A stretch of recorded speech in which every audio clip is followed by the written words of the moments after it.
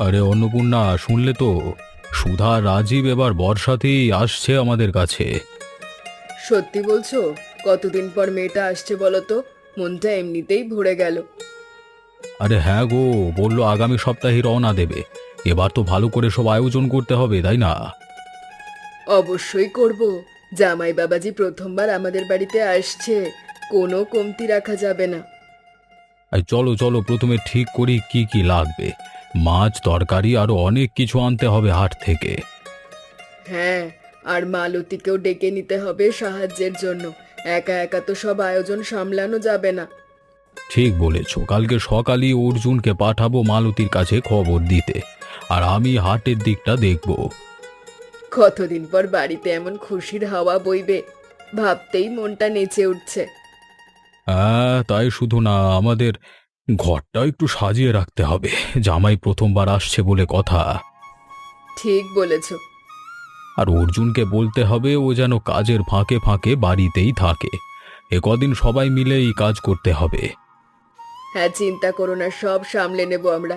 এতদিন পরের এই খুশির খবরে কোনো ত্রুটি রাখবো না। আর শোনো, মালতীকে বলে রাখবো যেন প্রতিদিন এসে একটু সাহায্য করে। একা একা সবটা সামলানো কষ্টকর হবে তোমার জন্য। হ্যাঁ, মালতী থাকলে তো আমারও অনেক সুবিধে হবে। ও তো নিজের মেয়ের মতোই সুধাকে ভালোবাসে। বিমল কাকা, এক কাপ চা দিন তো। রাস্তায় এত কাদা যে হাঁটতেই কষ্ট হচ্ছে। আরে বসো বসো অর্জুন, কি খবর বলো? এত সকালে বেরিয়েছো যে? কাকা, একটা সুখবর আছে। দিদি আর জামাইবাবু এই বর্ষায় আমাদের বাড়িতে বেড়াতে আসছে। বাহ, খুব ভালো খবর তো। কিন্তু বাবা, এই বর্ষায় রাস্তার যা অবস্থা, ওদের আসতে একটু কষ্টই হবে মনে হয়। সেটাই তো ভাবছি কাকা। সাঁকোর কাছে জল বেড়ে গেলে তো হাঁটাই মুশকিল হয়ে যাবে। চিন্তা করো না, গ্রামের নিতাই মাঝির একটা ছোট্ট নৌকা আছে, দরকার হলে সেটার ব্যবস্থা করে দেব। সত্যি কাকা? তাহলে তো অনেক নিশ্চিন্ত হলাম। আপনি সবসময় এভাবেই আমাদের পাশে থাকেন। হ্যাঁ, এই গ্রামে সবাই তো একে অপরের আত্মীয়ের মতোই। যাও যাও, বাড়ি গিয়ে বাবাকে বলো নৌকার কথাটা মাথায় রাখতে। ধন্যবাদ কাকা। আপনি সব সময় এভাবেই ভরসা দেন। এখন একটু নিশ্চিন্ত লাগছে মনটা। আরে চিন্তা করো না, গ্রামের মানুষ একে অপরকে সাহায্য না করলে চলে বলো? যাও যাও, চাটা শেষ করে বাড়ি যাও, বৃষ্টি আরো বাড়তে পারে। ঠিক আছে কাকা, আমি এখনই রওনা দিচ্ছি। মা নিশ্চয়ই অপেক্ষা করছে বাজারে জিনিসের জন্য। যাও বাবা যাও, আর শোনো, দিদি জামাইবাবু এলে ওদের নিয়ে একবার আমাদের দোকানেও এসো, এক কাপ চা খাওয়াবো ভালো করে, হ্যাঁ? নিশ্চয়ই কাকা। আপনার হাতের চা তো এই গ্রামের সবচেয়ে ভালো। ওদেরও খাওয়াতে হবে। ঠিক আছে, তাহলে অপেক্ষায় রইলাম। যাও এখন, সাবধানে যেও, কাদায় পিছলে যেও না।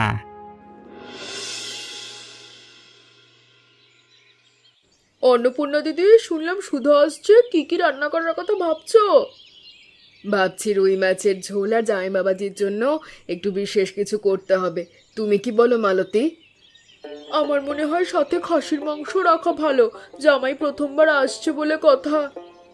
হ্যাঁ, ঠিক বলেছো। আর মিষ্টি হিসেবে পায়েসও বানাবো। সুধার তো ছোটবেলা থেকে পায়েস খুব পছন্দ। দিদি, চাল ডাল যথেষ্ট আছে, শুধু একটু ঘি আর নারকেল কম আছে মনে হচ্ছে। হ্যাঁ, এগুলো হাট থেকে আনতে হবে। আমি গোবিন্দকে বলে রাখবো হাট থেকে নিয়ে আসতে। আর মাংস মাছ তো টাটকা লাগবে, সেটা তো একেবারে আষাঢ় দিনই আনতে হবে। তুমি না থাকলে এত কিছু গুছিয়ে ভাবতেই পারতাম না মালতী। তোমার সাহায্য সত্যিই অমূল্য। আরে দিদি, এসব বলার কি আছে? আমরা তো একে অপরের পরিবারের মতোই। তোমার মেয়ের আশাটা আমারও তো আনন্দের ব্যাপার। জানি মালতী, তুমি সুধাকে নিজের মেয়ের মতো ভালোবাসো। ও তোমায় দেখে খুব খুশি হবে। চলো তাহলে বাকি জিনিসের তালিকাটাও লিখে ফেলি। কাল সকালেই গোবিন্দ দাদাকে হাটে পাঠানো যাবে। হ্যাঁ, তাই করি। আর দইও একটু বেশি করে রাখতে হবে। জামাই বাবাজিও মিষ্টি পছন্দ করে। ঠিক বলেছ দিদি। আচ্ছা, নারকেলের নাড়ু কি বানাবে? সুধার তো খুব প্রিয়। কি করে ভুলে যাই বলো তো? অবশ্যই বানাবো। তুমি মনে করে দেওয়াই ভালো হলো। তাহলে চলো একটু নারকেল কুড়িয়ে রাখি, পরে সময় বাঁচবে। আমি সাহায্য করছি তোমাকে। হ্যাঁ চলো, তোমার সাথে কাজ করলে সময়টাও ভালো কাটে, আর কাজও তাড়াতাড়ি এগোয়। দিদি, আর একটা কথা, সুধার পছন্দের এই তেঁতুলের চাটনি বানাবে। ছোটবেলায় তো ওটা ছাড়াও ভাতই খেত না। একদম মনে করিয়ে দিলে মালতী, হ্যাঁ সেটাও বানাবো। তবে এত কিছু মনে রাখো কি করে বলো তো? অর্জুন, এই রুই মাছটা দেখ তো, বেশ তাজা মনে হচ্ছে, এটাই নিয়ে নি। হ্যাঁ হ্যাঁ বাবা, এটাই ভালো। আর ঘি নারকেলটাও কিনে নি, মা বলেছিল আনতে। ঠিক আছে, চল ওদিকে দোকান থেকে নিয়ে নি। এরপর সবজিও কিনতে হবে কিছু। বাবা দেখো, আকাশটা হঠাৎ কেমন কালো হয়ে গেল, মনে হচ্ছে এখনই বৃষ্টি নামবে। তাড়াতাড়ি করি চল, বাকিটুকু কিনে নিয়ে দ্রুত বাড়ি ফিরতে হবে, ভিজে গেলে সব নষ্ট হয়ে যাবে। হ্যাঁ বাবা, আমি এদিকে সবজিগুলো দেখছি, তুমি ওদিকে দোকান থেকে বাকিটা নিয়ে নাও। ঠিক আছে, তাড়াতাড়ি করো। এ বর্ষাটা যেন এবার একটু বেশি খামখেয়ালি মনে হচ্ছে। বাবা, এই আলু পটলগুলো নিয়ে নিলাম, আর এই দোকান থেকে একটু লাউও নিতে হবে মায়ের জন্য। নিয়ে নাও, আমি এদিকে ঘি নারকেলটা নিয়ে আসছি, তারপর একসাথে বাড়ির দিকে রওনা দেব। বাবা, বৃষ্টি যদি এখনই শুরু হয়ে যায় তাহলে তো এই থলে ভিজে যাবে, একটা প্লাস্টিক জোগাড় করা দরকার। ঠিক বলেছিস, দাঁড়াও, ওই দোকান থেকে একটা প্লাস্টিকের ব্যাগ নিয়ে নি, তারপর আর দেরি না করে সোজা বাড়ি। এই নাও বাবা, সব জিনিস এতে ভরে ফেলি, তাহলে বৃষ্টিতে ভিজলেও ভেতরে জল ঢুকবে না। ভালো বুদ্ধি, এবার সব গুছিয়ে নিয়ে দ্রুত বাড়ির দিকে হাঁটা দি। হ্যাঁ বাবা চলো, মা নিশ্চয়ই এতক্ষণে অপেক্ষা করছে আমাদের জন্য, রান্নাও শুরু করার কথা। রাজীব, মায়ের হাতে রান্না খাওয়ার কথা ভাবলেই মনটা কেমন নেচে ওঠে। হ্যাঁ, আমারও তাই মনে হচ্ছে। তোমার মুখে এত গল্প শুনেছি বাবার হাতের বাজার করা মাছের কথা, এবার নিজেই খেয়ে দেখবো।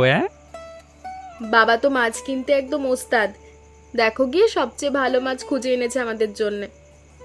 হ্যাঁ সুধা, পাশের বাড়ির কাকু বলছিলেন এবার নাকি ভারী বৃষ্টি হবে কদিন, রাস্তা কি ঠিক থাকবে তাহলে? বাবাকে তো ফোনে বলেই দিয়েছি আমরা যাচ্ছি, এখন পিছিয়ে গেলে ওরা মন খারাপ করবে। ঠিকই বলেছ, চলো আমরা যাব। একটু কষ্ট হলেও পরিবারের সাথে দেখা করাটাই তো সবচেয়ে জরুরি।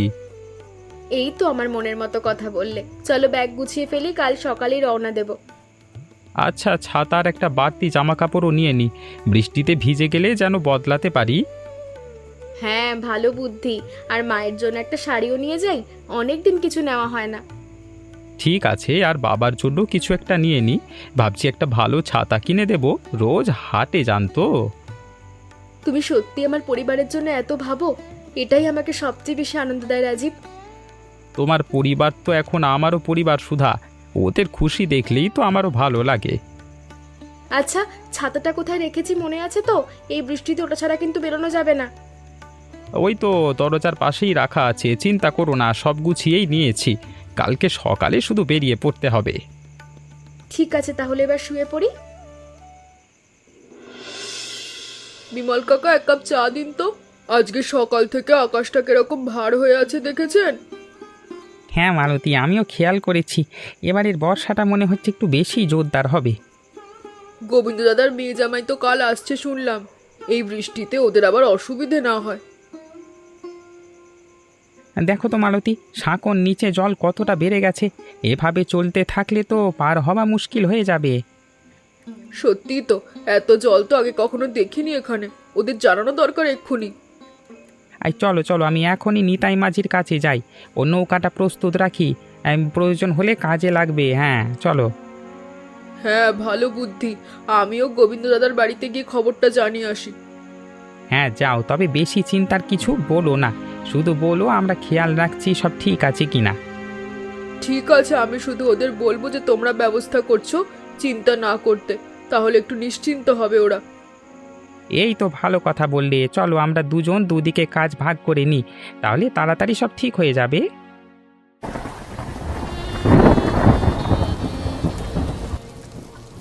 অন্নপূর্ণা, সুধার ফোনে বারবার চেষ্টা করছি কিন্তু লাগছেই না, এমনটা তো আগে হয়নি কখনো। হয়তো এই বৃষ্টির কারণেই টাওয়ারের সমস্যা হচ্ছে, এত চিন্তা করো না, ওরা সাবধানেই আসছে। জানি, কিন্তু মনটা কেমন কু ডাকছে, ওরা এতক্ষণে তো রওনা দিয়ে ফেলবার কথা। রাজীব ছেলেটা তো বেশ বুদ্ধিমান, ও নিশ্চয়ই সব সামলে নেবে, তুমি একটু শান্ত হও দেখি। তুমি ঠিকই বলেছ, আমাদের মেয়ে জামাই দুজনেই বুদ্ধিমান, ওরা ঠিক পথ খুঁজে নেবে। হ্যাঁ, আর মালতী বিমল দাদাও তো আছেন খোঁজ খবর নিতে, সবাই মিলে তো আছি আমরা এই গ্রামে। ঠিকই বলেছো, চলো আরেকবার চেষ্টা করি ফোনে, না লাগলে একটু অপেক্ষা করি আর কি। সব ঠিক হয়ে যাবে, দেখো আমাদের মেয়ে এক্ষুনি ফিরবে। বিমল কাকা, দিদি জামাইবাবুর কোনো খবর পাচ্ছি না, ফোনও লাগছে না, খুব চিন্তা হচ্ছে। আগে গা মুছে নাও, ভিজে একদম চুপসে গেছো তো, এভাবে চিন্তা করলে শরীর খারাপ করবে তো। কাকা, কিছু একটা তো করা দরকার, ওরা যদি সাঁকোর কাছে আটকে থাকে। আরে শোনো, আমি নিতাই মাঝিকে বলে রেখেছি নৌকা নিয়ে সাঁকোর কাছে গিয়ে দেখতে, ও নিশ্চয়ই ততক্ষণে পৌঁছে গেছে। সত্যি কাকা, তাহলে তো একটু নিশ্চিন্ত লাগছে। হ্যাঁ, আমারও কি ওদিকে যাওয়া উচিত? এই বৃষ্টিতে একা যাওয়া ঠিক হবে না, বরং চলো আমরা দুজনে মিলে একবার সাঁকোর দিকে গিয়ে দেখি। হ্যাঁ কাকা, চলুন, আপনি সাথে থাকলে সাহসও পাবো, রাস্তাও চিনে যেতে পারবো ঠিক মতো। চলো তাহলে, তবে সাবধানে হাঁটতে হবে, রাস্তা খুব পিছিল হয়ে আছে। কাকা, আপনি সব সময় এভাবে আমাদের পরিবারের পাশে থাকেন, এই ঋণ কোনো দিন শোধ করতে পারবো না আমরা। হ্যাঁ, আমরা তো একই গ্রামের মানুষ, একে অপরের বিপদে পাশে দাঁড়ানোই তো স্বাভাবিক। ঠিক বলেছেন কাকা, চলুন আর দেরি না করে এগিয়ে যাই সাঁকোর দিকে।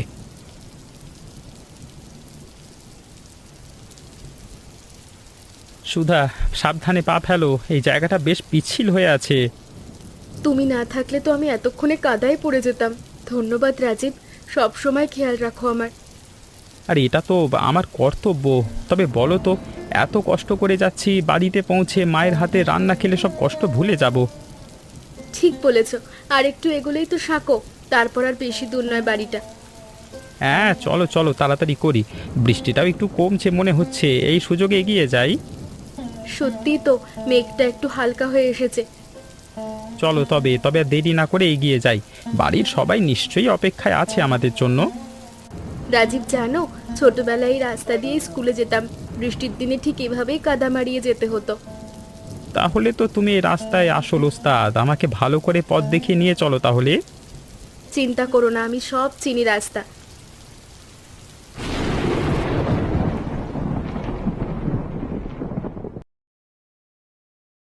গোবিন্দ দাদা, আপনি এভাবে অস্থির হবেন না, বিমল দাদা নিতাই মাঝিকে পাঠিয়েছে খোঁজ নিতে।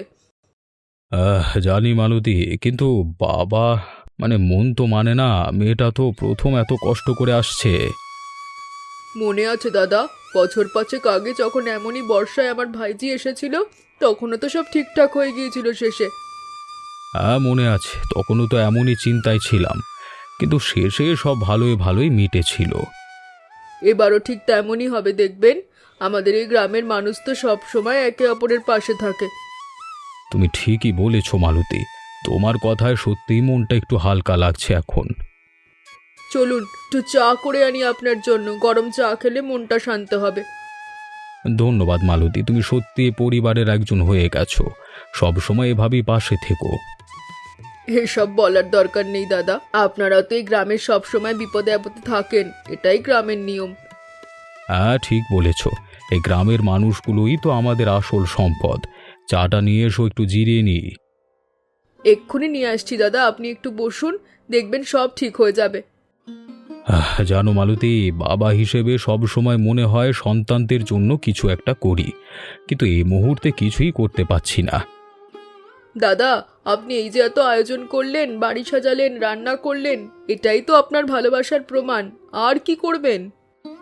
তুমি ঠিকই বলেছ মালতী, কখনো কখনো অপেক্ষা করাটাই সবচেয়ে বড় কাজ। হ্যাঁ দাদা, আর এই গ্রামের মানুষ তো সব সময় একে অপরের পাশে আছে, দেখবেন সব ভালোই ভালো মিটে যাবে।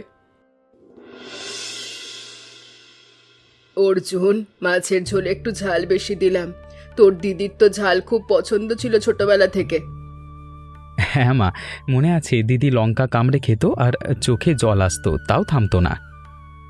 ঠিক বলেছিস, মেয়েটা তো এতদিন পর আসছে, ওর পছন্দের সব রান্না করব আজ। মা, তুমি এত সুন্দর গন্ধ ছড়িয়ে রান্না করছো, দিদি বাড়িতে ঢুকতেই বুঝে ফেলবে কি কি রান্না হয়েছে। মা, খাওয়ার জায়গাটা গুছিয়ে ফেলেছি, থালা বাটিও সব ধুয়ে ফেলেছি, রেখেছি। খুব ভালো করেছিস বাবা, এবার শুধু ওদের আসার অপেক্ষা, তাহলেই সব আয়োজন সার্থক হবে। ওরা এসে পড়বে মা, দেখো এই সুন্দর রান্নার গন্ধেই তো ওদের পথ চেনা হয়ে যাবে। তুই ঠিকই বলেছিস। জানিস, তোর দিদি ছোটবেলায় এই রান্নাঘরেই বসে থাকতো, রান্না শেষ হওয়া না পর্যন্ত নড়তো না। হ্যাঁ মা, শুনেছি সেসব গল্প। দিদি নাকি হাঁড়ির ঢাকনা তুলে তুলে দেখতো কি রান্না হচ্ছে। একদম ঠিক বলেছিস। আজও যদি এই পুরনো অভ্যেসটা থেকে যায়, দেখবি এসে রান্নাঘরে উকি দেবে। তাহলে তো মা রান্নাটা একদম নিখুঁত করতে হবে, নইলে দিদি ধরে ফেলবে কোথাও কমতি আছে কিনা। চিন্তা করিস না, আমি আজ সবচেয়ে যত্ন করে রান্না করছি। এই ঝোলটা তোর দিদির প্রিয় স্বাদেরই হবে। মা, এই যে এত কষ্ট করে রান্না করছো, একটু বিশ্রাম নাও না, আমি বাকিটা দেখছি। না রে বাবা, আজ আমার কোনো ক্লান্তি নেই। নিয়ে আসছে বলে কথা, এই আনন্দেই সব কষ্ট ভুলে আছি। ঠিক আছে মা, তাহলে আমি বরং মাদুর আর থালাবাটি গুছিয়ে ফেলি, তুমি রান্নাটা শেষ করো। হ্যাঁ ঠিক আছে বাবা, যা তো।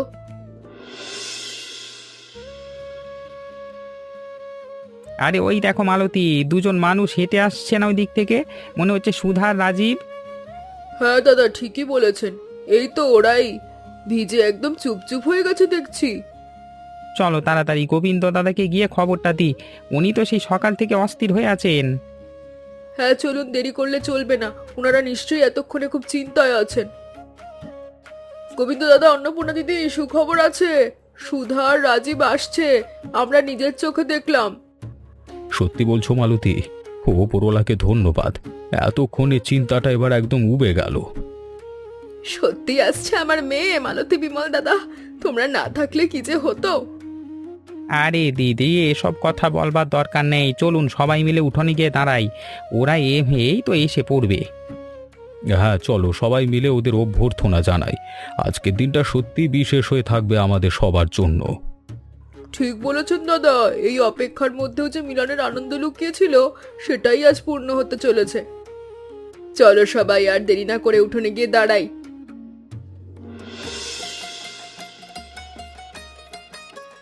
মা, আমরা এসে পড়েছি, একদম ঠিকঠাক পৌঁছে গেছি। মারে, তোকে দেখে আমার সব চিন্তা নিমেষে উবে গেল। এত কষ্ট করে এলি। বাবা রাজীব, এই বৃষ্টিতেও তোমরা এলে, এটাই তো আমাদের কাছে সবচেয়ে বড় উপহার। বাবা, আপনাদের কাছে আসবার আনন্দ এই বৃষ্টির কষ্ট আর কিছুই না। আপনারা সবাই যেভাবে খেয়াল রেখেছেন শুনে খুব ভালো লাগলো। আমাদের গ্রামের মানুষগুলো এমনই বাবা, একে অপরের বিপদের সময় পাশে দাঁড়ায়। তোমরা এসেছো, এটাই আজকে সবচেয়ে বড় কথা। মালতী কাকিমা, বিমল কাকা, আপনাদের এই সাহায্যের কথা শুনে আমার চোখে জল আসছে। চলো সবাই বাইরে দাঁড়িয়ে না থেকে ঘরে চলো, আজ সবাই একসাথে খাবো। মা, এই মাছের ঝোলের গন্ধেই তো আমার ছোটবেলার কথা মনে পড়ছে। কতদিন পর এই মাছ খাবো। খা মা, পেট ভরে খা, আজ তোদের জন্যই তো আয়োজন।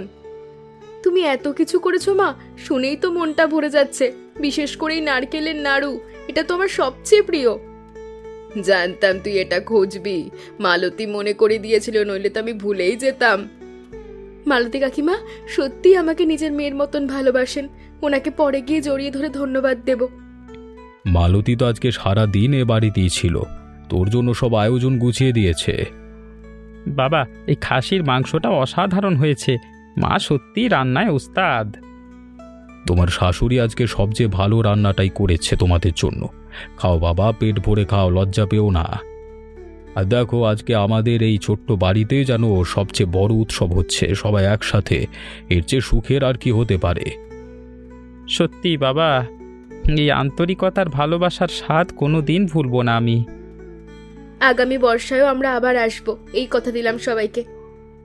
আসিস মা, আমাদের ঘরের দরজা তোদের জন্য সব সময় খোলা থাকবে। আজকের এই দিনটা আমি কোনো দিন ভুলবো না।